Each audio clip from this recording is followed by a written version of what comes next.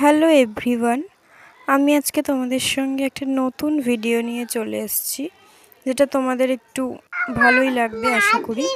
তো আমি এখানে একটা মাটির থালাকে ডিজাইন করছি।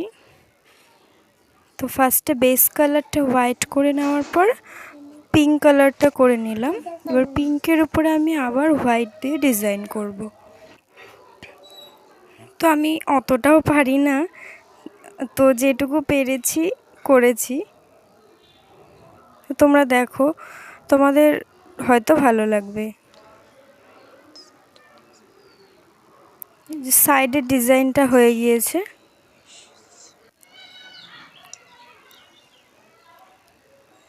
এই যে এইটুকুটা হলো, এবার ফুল কাজটাই হয়ে গিয়েছে। তো তোমরা কিন্তু এটা রাখি বন্ধনের জন্য ইউজ করতে পারবে, খুবই সুন্দর লাগবে।